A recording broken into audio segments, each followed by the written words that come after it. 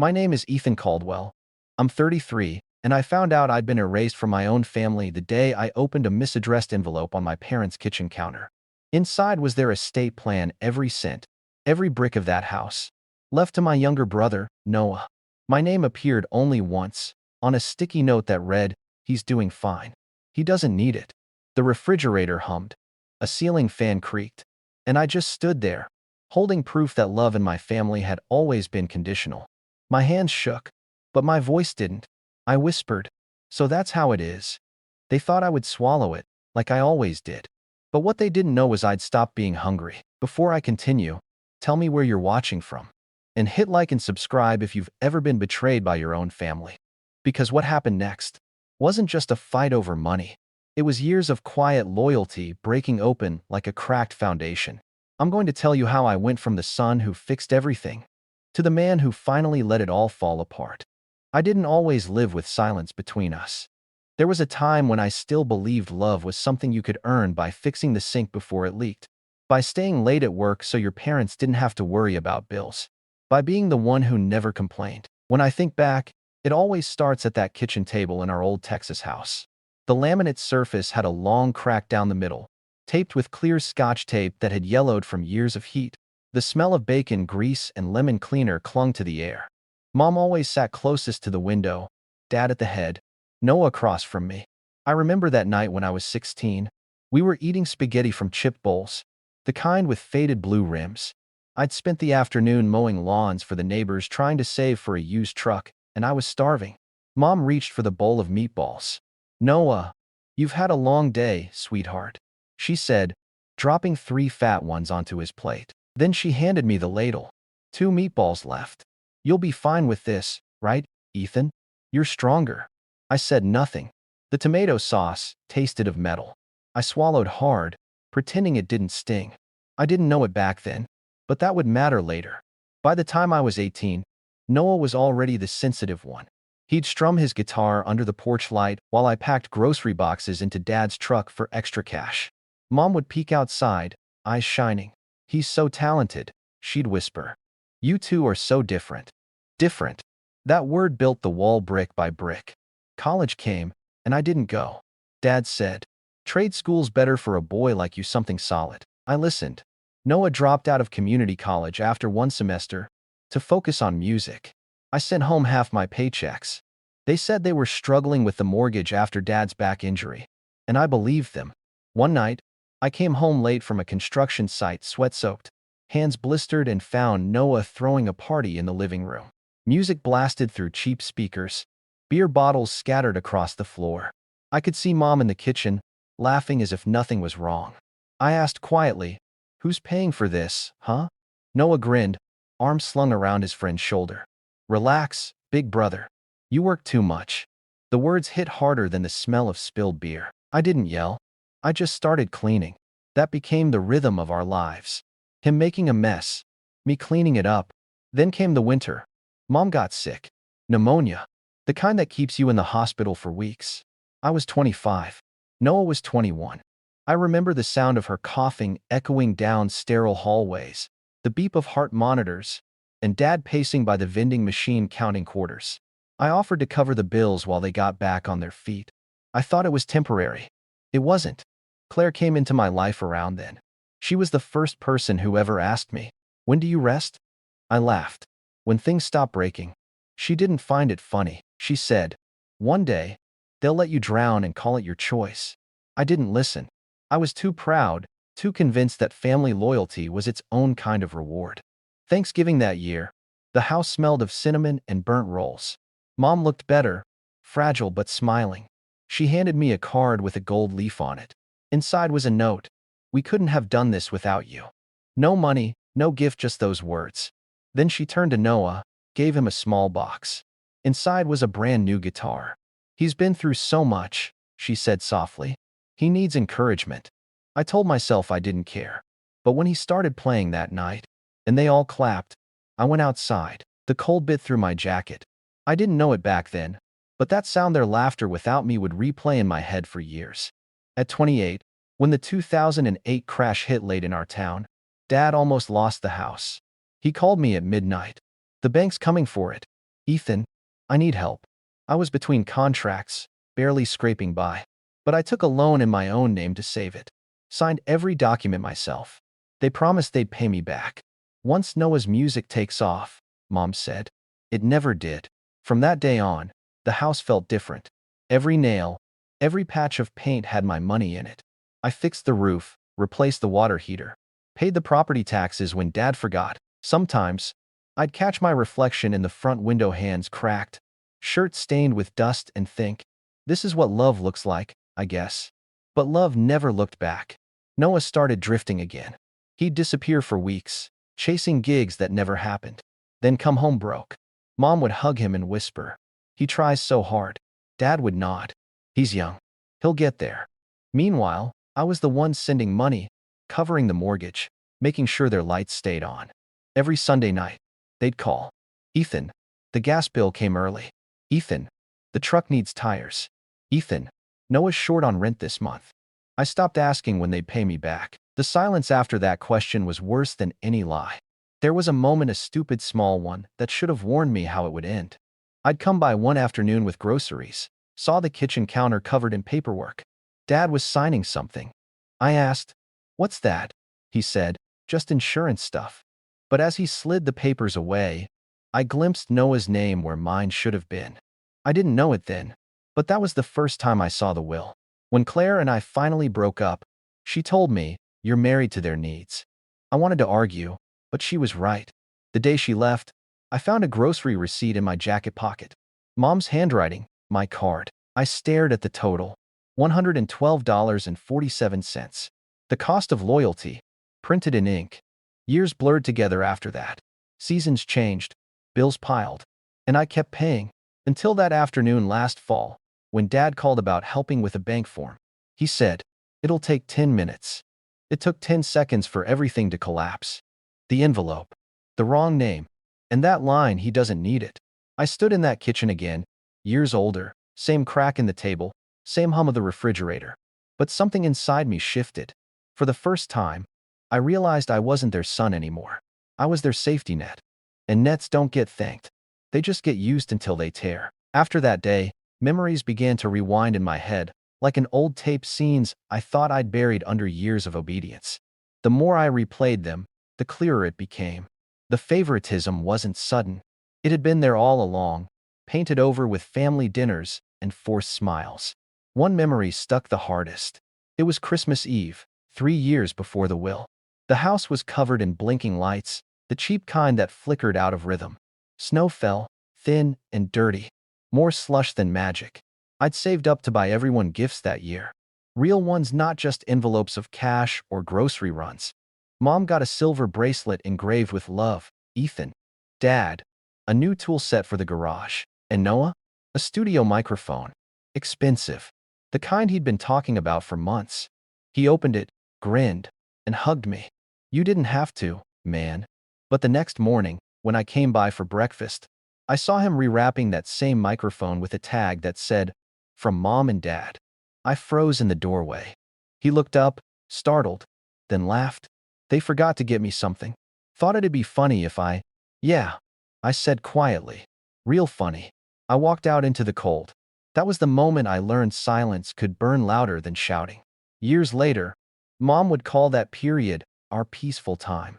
For me, it was just another stretch of pretending. When I was 30, Dad fell off a ladder while fixing the roof, the same roof I'd repaired a dozen times before. I drove home that night through pounding rain, headlights blurring against the storm. The house smelled of antiseptic and damp wood. He sat at the table with an ice pack pressed to his knee, Noah scrolling through his phone nearby. "You shouldn't have climbed up there," I said. Dad grunted. "I can handle it." Mom smiled faintly. "Your brother was going to help, but his back's been acting up." Noah nodded without looking up. "Yeah, real bad." I stared at him, the healthy, lazy slump of his shoulders, the absence of guilt, and said nothing. That was always my mistake, saying nothing, because silence doesn't protect peace. It just preserves dysfunction. A few weeks after Dad's fall, I found myself in their garage, sorting through old bills for the refinance paperwork. The smell of motor oil and mold filled the air.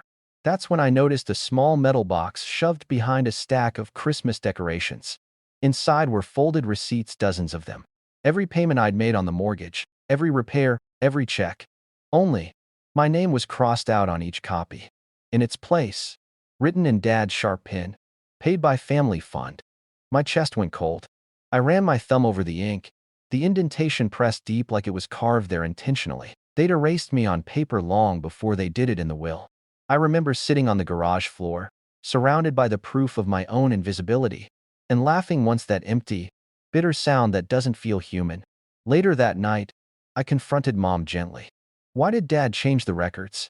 I asked. She hesitated, drying her hands on a towel. "He didn't mean anything by it. It just looks better for taxes." "For taxes," I repeated. "Yes. Don't take it personally." But how else could I take it? Every dollar I'd spent was proof of love. They turned it into a deduction. That was the night I started keeping copies of everything. When I told Claire about it, months later, she frowned. "That's not a family, Ethan. That's a business running on guilt." I shrugged. "It's easier not to argue." She shook her head. "One day, you'll stop being their solution. And that's the day they'll call you selfish." I didn't know it then, but she was right. The last flashback that truly sealed my fate happened just a few weeks before the discovery of the will. Dad had called about some bank forms again. When I arrived, Mom was baking cinnamon rolls, the kind that smelled like childhood. The kitchen looked almost the same as it did when I was a kid, except everything was older, smaller somehow.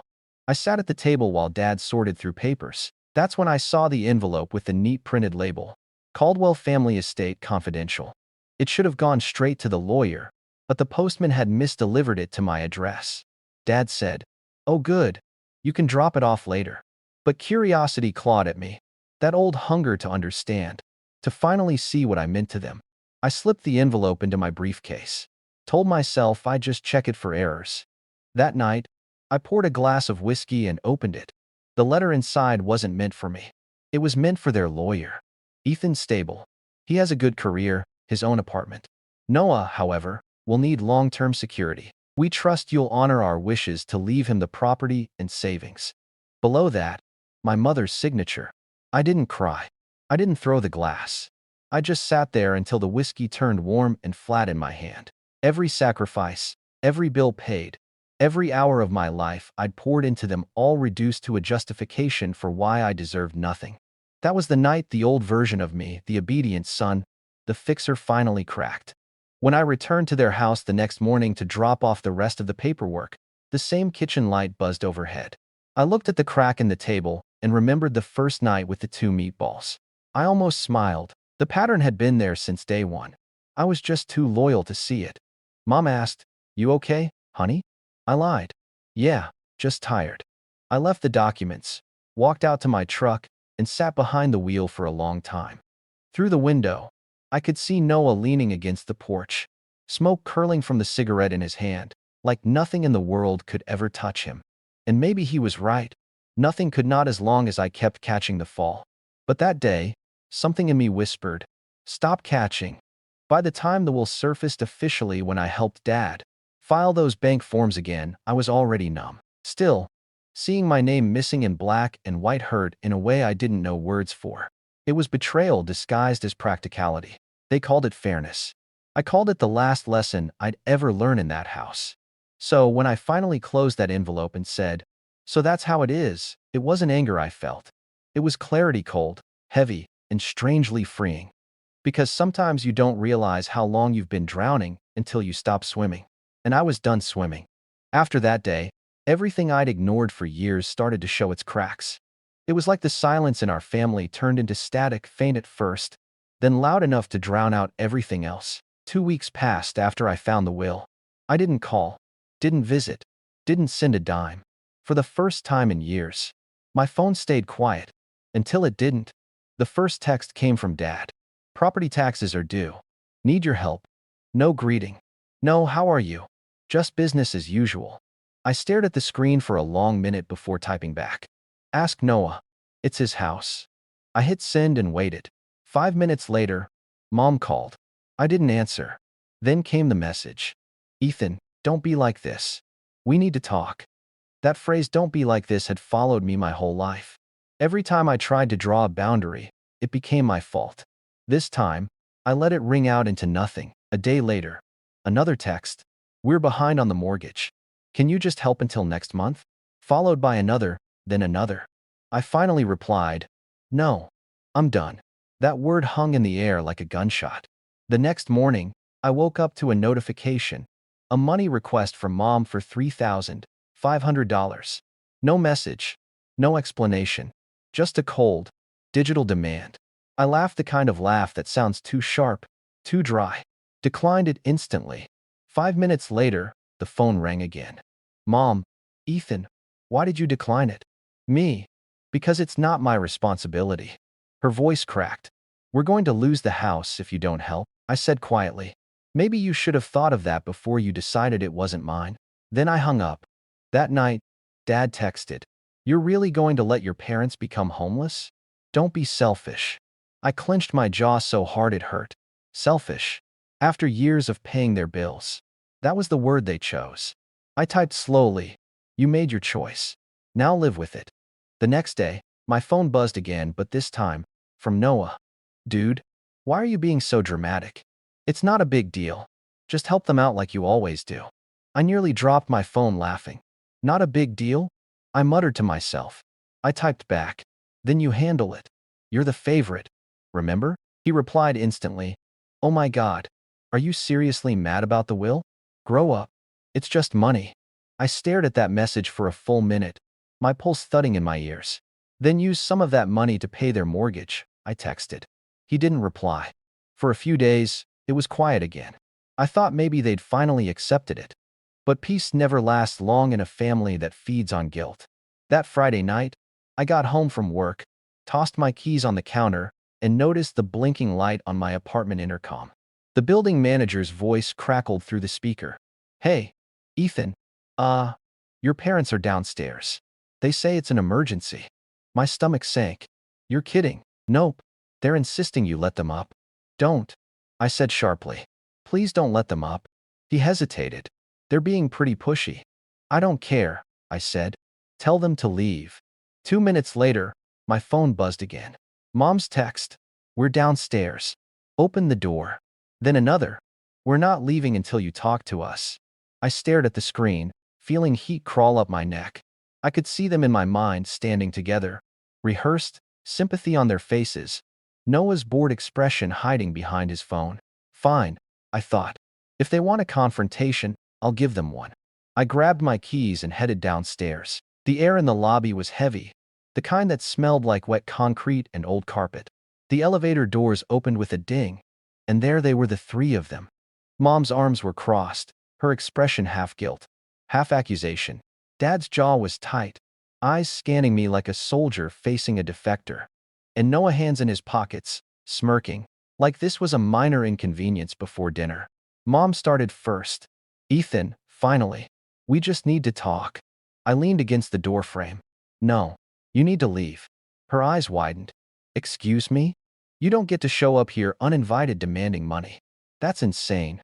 Dad stepped forward, voice low but sharp. "You're really going to let us lose the house over a petty grudge?" I let out a dry laugh. "Petty grudge? You mean the part where you decided I wasn't worth including in your will? That grudge?" Mom clutched her chest like I'd slapped her. "That's not fair. We did what's best for the family." I tilted my head. "You mean what's best for Noah?" For a second, no one spoke. The silence was almost physical. Then Noah sighed, rolling his eyes. "I didn't ask for any of this." I turned to him, voice cold. "No, you just took it." The way he flinched, it was small, but I saw it. For the first time in years, I wasn't the one backing down. I crossed my arms, standing between them and the elevator. "This conversation's over. You made your choice. Now live with it." Mom's lip trembled. "Ethan, we're family." "Exactly," I cut in. "So why didn't you take care of me when it mattered?" I didn't wait for an answer. I turned and walked back inside. The door closing behind me with a solid click, the sound of a lifetime of boundaries finally locking into place.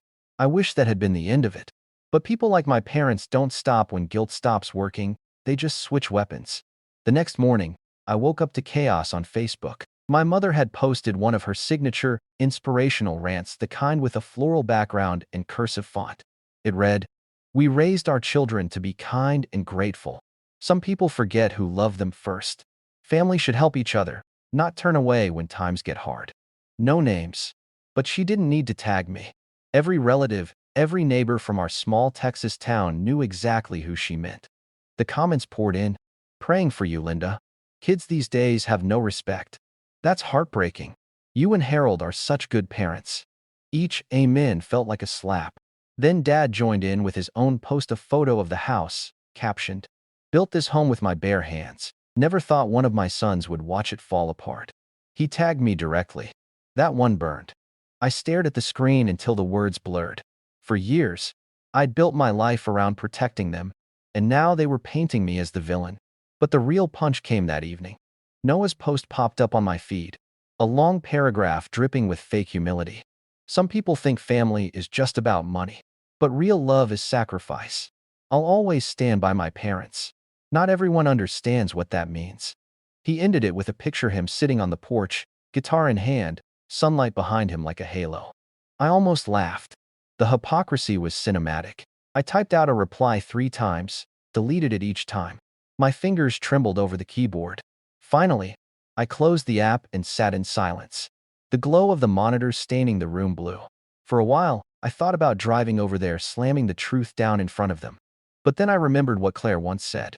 They only win when you play their game. So I waited. 3 days later, an unexpected text came through. From Mr. Miller, the old neighbor who'd watched me patch that roof 100 times. He wrote, "Ethan, you deserve to know this. They've been saying you didn't contribute to the house. But I have copies of the contractor invoices. Your name's on all of them." He attached photos, receipts, payment stubs, dates. Proof. My throat tightened. For the first time in weeks, the silence around me felt like something solid, like justice slowly taking shape. That night, I didn't sleep. I opened my laptop, pulled every document I'd saved over the years, tax receipts, wire transfers, even grocery orders with my card. I wasn't planning revenge yet. Not exactly. But I was done letting them write my story. The next day, I crafted my own post, not angry, not defensive. Just the truth. It began. "I've been quiet out of respect, but it's time to set the record straight. For years, I helped my family financially mortgage bills, repairs, hospital costs, not because I had to, but because I believed love meant showing up. Recently, I found out everything I paid for was written under someone else's name. To everyone reading this, love without respect is just servitude. I'm done serving." Then I attached the receipts. Every single one. I hit post. Within minutes, the comment section exploded. Cousins, neighbors, even Dad's coworkers, people I hadn't heard from in years, started chiming in. "Good for you, Ethan. We always wondered why Noah never had a job. Proud of you for speaking up." By midnight, Mom's original post was deleted. Noah's too. But the silence that followed wasn't peace. It was pressure, the kind that builds before a storm. 2 nights later, someone buzzed my intercom again. I didn't answer, but I checked the building's security camera feed, and there they were. My parents, standing outside in the rain, umbrella tilted, faces pale under the flickering parking lot lights. Mom was crying. Dad had his phone out, like he was reading from a script. They didn't ring again. They just stood there, hoping I'd cave. I didn't. Instead, I sat on my couch, lights off, watching the tiny screen. Part of me wanted to open the door, to fix it one last time. But the rest of me, the tired, broken part, knew this was exactly how they'd kept me trapped all these years. I whispered into the darkness. "Not this time." When they finally left, the rainwater glistened on the pavement, reflecting the red glow of the exit sign above the door. It looked like blood running down glass. That image stayed with me for days, like a warning, or maybe a promise. Because deep down, I knew this wasn't over. They weren't done lying, and I wasn't done telling the truth. It happened on a gray Saturday morning, the kind that feels like the sky's holding its breath. I was drinking burnt coffee, scrolling through nothing, when my phone lit up with a call from an unknown number. "Mr. Caldwell," a voice said, clipped and official. "This is Janet Miller from the Travis County Tax Office. We're reviewing the Caldwell property. Seems there are inconsistencies in the mortgage records.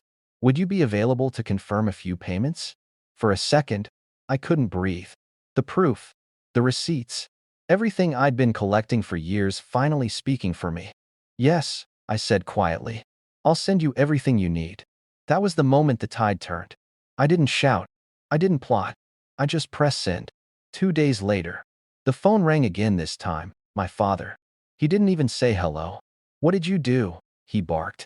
Excuse me? The county called. They're freezing our property account until the review's done. They said your name came up. Oh, I said, letting my voice stay calm. Maybe because I'm the one who paid it. He went silent. I could almost hear him grinding his teeth through the line. You're going to ruin us, he hissed. No, Dad. You did that when you erased me. Then I hung up. I thought that would be it. But the Caldwell way is never quiet. That evening, as the sun dipped behind the buildings, someone started pounding on my apartment door. 3 hard knocks. Then another. I opened it, and there they were again. My parents. And Noah. Mom's eyes were red, her hair wet from sweat or tears. I couldn't tell. Dad's face was flushed with anger. Noah stood behind them, arms crossed, like a kid dragged to detention. What the hell did you tell the county? Dad demanded. The truth. He stepped closer.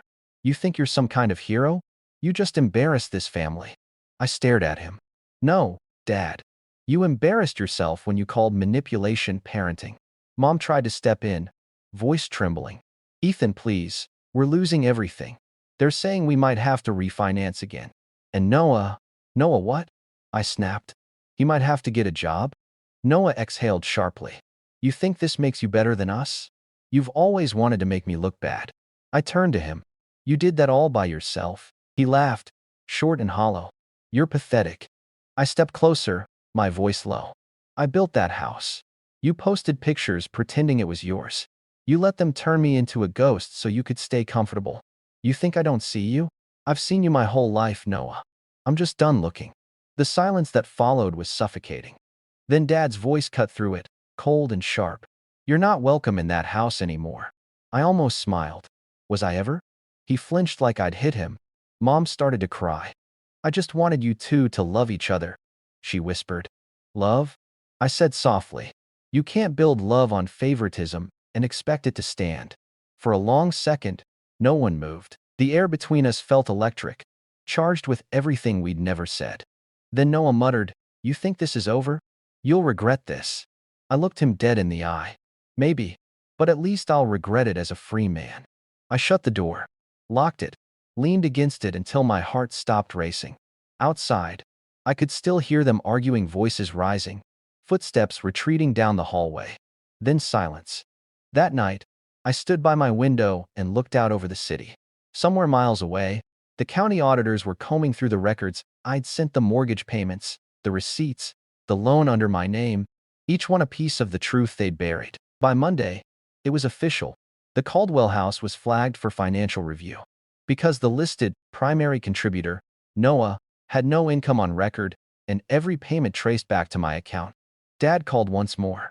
I let it go to voicemail. His voice was tight, controlled fury. You've humiliated this family. You're dead to me.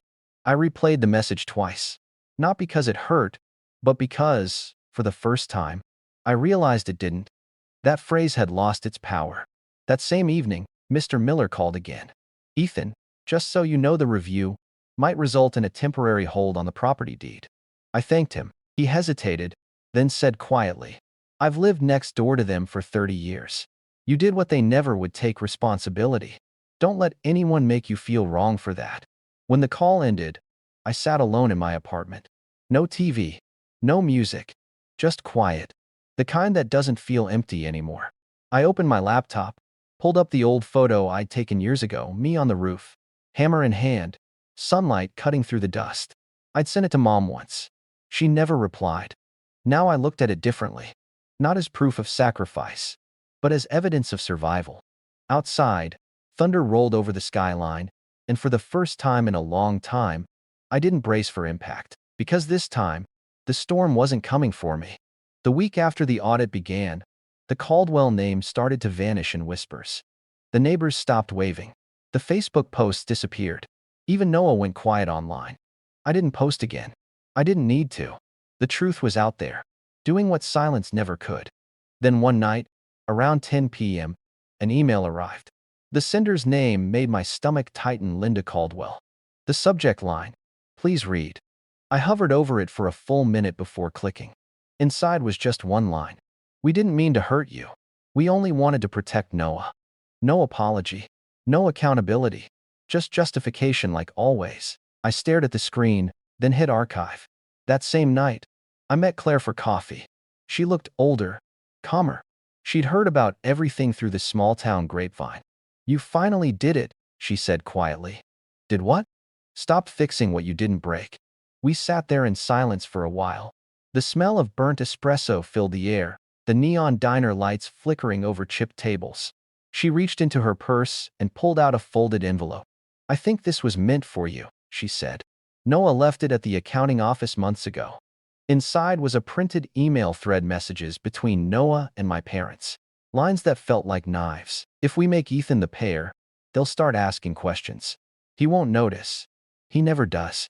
He's too loyal to push back." I sat there, reading their words, each one a confirmation that my loyalty had been their strategy. Claire whispered, "You okay?" I nodded slowly. "Better than I've ever been." Because this wasn't revenge anymore. It was revelation. The next morning, I forwarded those emails not to the tax office, not to the lawyer, but to them. No subject line, no message, just their own words staring back at them. 5 minutes later, my phone buzzed once. A new email from Dad this time. No greeting. Just, "You win."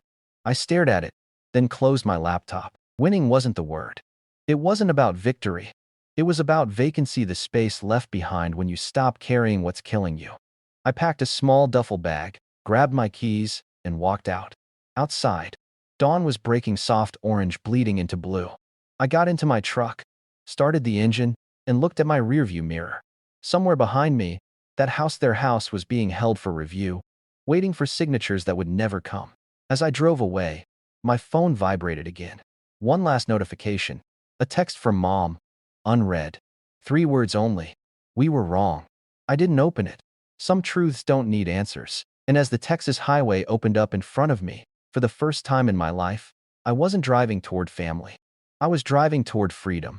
If you've ever been the one holding a family together while they tear you apart, I see you. Before you click away, tell me where you're watching from. Hit like and subscribe if you've ever been made to feel like the outsider in your own home. Because sometimes walking away isn't cruel. It's survival. This story isn't over. For people like us, it never really is. It just shifts from trying to earn love to learning we were worthy of it all along. Stay tuned.